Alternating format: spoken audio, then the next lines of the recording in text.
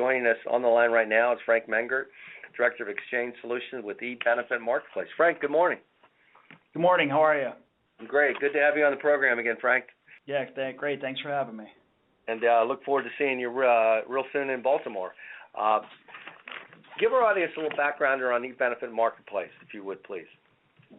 Sure. So we work in an exclusive relationship with bswift, based in Chicago. So bswift's was recently acquired by Aetna, but they still operate independently. So we're a partner with them technology-wise. We provide their cloud-based technology exclusively with brokers, TPAs, benefit consulting firms throughout the nation, and we offer everything from basic ben admin to full-blown private exchange technology throughout the nation. Frank, you've been through, and we've all been through a few enrollment seasons now, and we're coming up on another one. I mean, what are the trends that you're seeing, Frank, out in the marketplace right now? Yeah, so our first official open enrollment that we did here at eBenefit using bswift technology was 2012. So a lot's changed since then as we coming up on 2015. So if you look at some of the numbers, specifically some of the numbers Accenture released, the uptick for 2015 was 6 million, which was like kind of double from 3 million in 2014. What we've seen, the adoption rate's obviously increasing now, especially with the Cadillac tax is looming.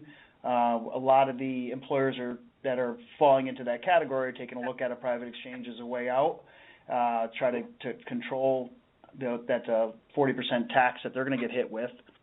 And then, still the defined contribution methods are, kicking around a little bit. They're increasing. Still a lot of employers are kind of standoffish about the adoption. But the rising costs of the plans, some of the employers just don't have the capability to sustain the contributions that they've traditionally done. So, it's increasing. The trend is there. I think the market originally, a few years back, thought the trend would happen a lot faster. But, from what we've seen, the growth has kind of been what we've expected. The media has maybe played it out a little differently, but it's increasing. We think by 2018, some of those numbers that have been predicted are probably going to be pretty accurate. Yeah, I think so, and I think this is a very critical fall enrollment period. I think the testimonials coming out of this fall enrollment and the type of companies that are embracing exchanges will really tell a pretty clear story about where we're heading into next year and the following year. You agree with that? Yeah, absolutely. I think what we've seen, and I know a lot of the numbers you see in some of these studies are based on the big guys out there that have their exchanges in the really larger markets, Towers, Mercer, Aon, Buck, Willis, Gallagher, those guys who are doing very well in their markets. But we see kind of the mid-size, which we're in the 2 to 99 and the 100 to, typically 1,000 is our sweet spot, although we have clients over that. If we define mid-size employers as 100 to 2,500 employees, those have been the most to adopt private exchanges over the past few years. And I think those will be the fastest movers, too, because they have the ability.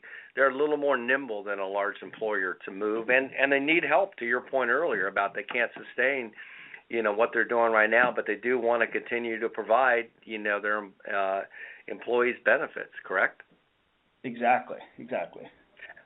So what are employers specifically looking for? You've got employers out there that are doing it. You've got employers out there that, have evaluated it and now are maybe moving forward. What are they looking for from a technology solution, from a technology platform?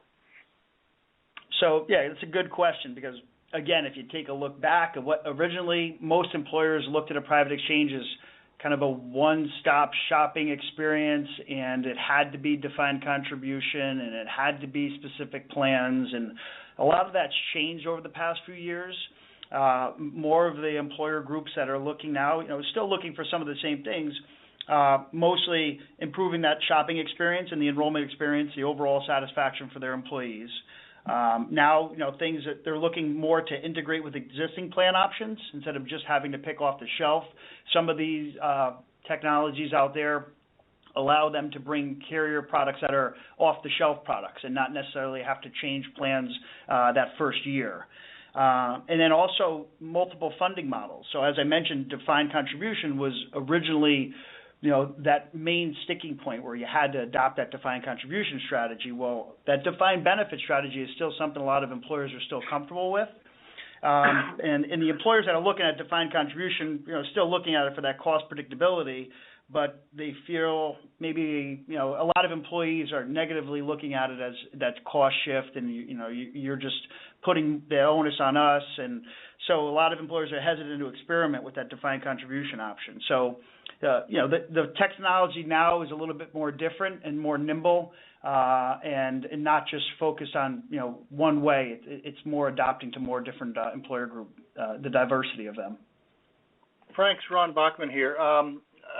You're working with bswift, owned by Aetna, hands off it sounds like, but are there options for other carriers, whether local or other the big nationals? All the mergers going on, there's not going to be that many choices left, but are there other options, whether it's local HMOs or other delivery systems? What are the options for our audience listening in or thinking about your exchange?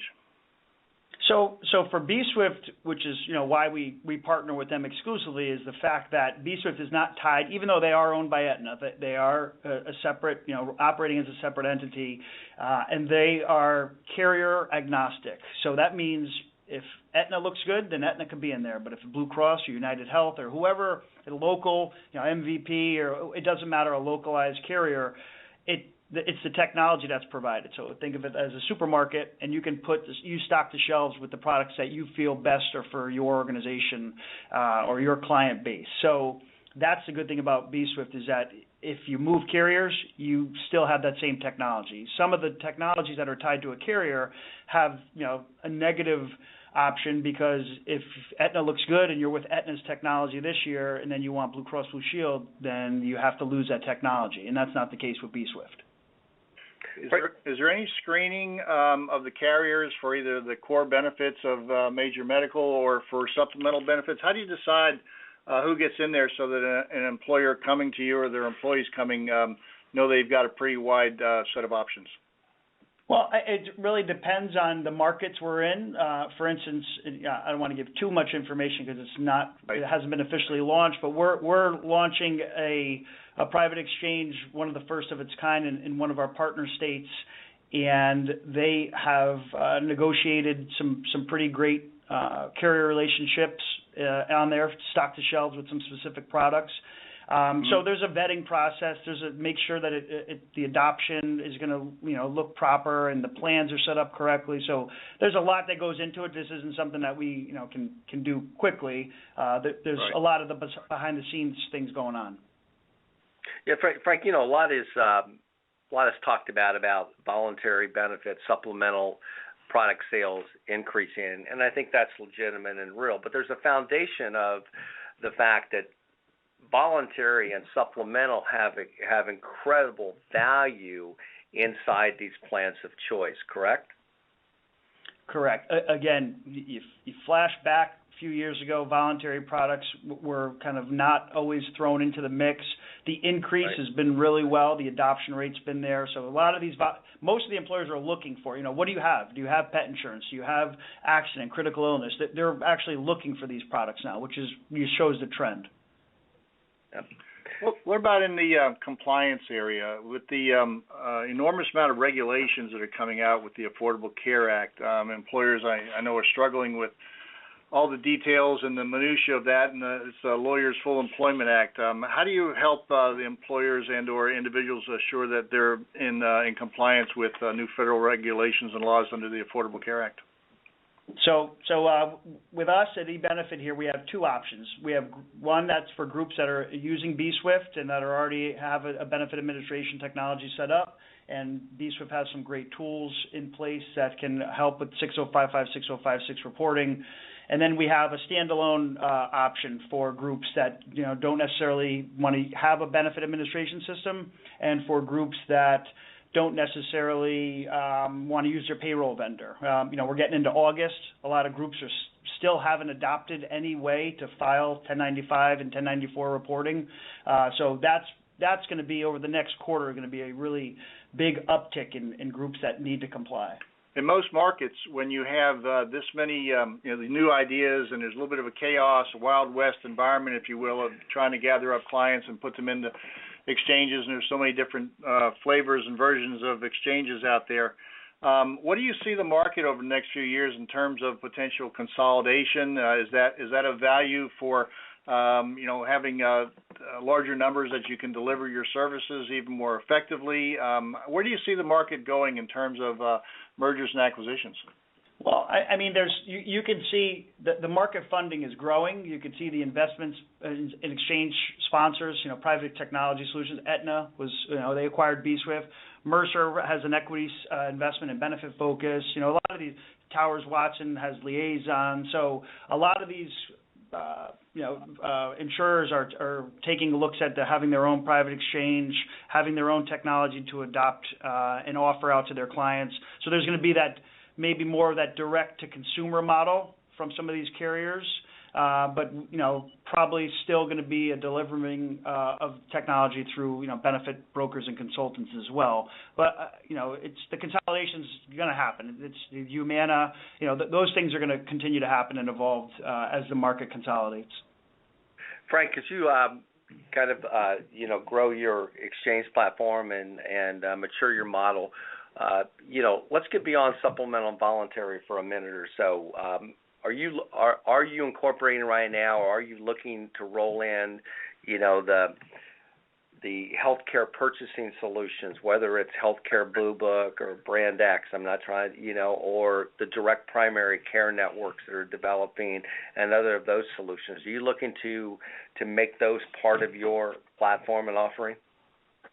Yeah, I mean, it's really what we've done here, at least for us, is look at what groups are looking for. So the increase in RFPs has, more than tripled from what we look at from some of the bigger groups that we deal with and the more larger houses that we use bswift. We really look at what they're looking for, and that's kind of how we tailor, what we're putting on into our platform. The main things that they're looking for are some of the things we already have on the shelf. And, health advocacy and things like that are growing more. The CDHP plan options, pre-tax administration, those are more the driving factors that most of our groups are looking for. So it's, telemedicine has a great uptick. Wellness has been really one of the huge things. The wellness integration has been what most employers are looking for. So those are the things we've been primarily focusing on. And then as needs grow, we've been looking at other solutions and ways to partner with other vendors that can provide those services. Yeah, that makes a lot of sense, and we hear the same things. We've got about a minute or so to go here, Frank, and I want to give you an opportunity to kind of wrap this up with a few takeaways for our audience, if you would, please. Yeah, so as you mentioned, we'll be at the Private Exchange Conference in Baltimore. We're looking forward to another great conference with you guys. Any information from us, you can visit our website, www.ebenefitmarketplace.com. And there's a lot of information out there. Employers looking for ACA tracking tools, benefit administration. That's kind of our forte there. So again, we're looking forward to meeting some new folks at the conference in Baltimore. And thanks a lot for having us on the show. Frank, thanks again, and we'll see you real soon in Baltimore. Thanks, guys.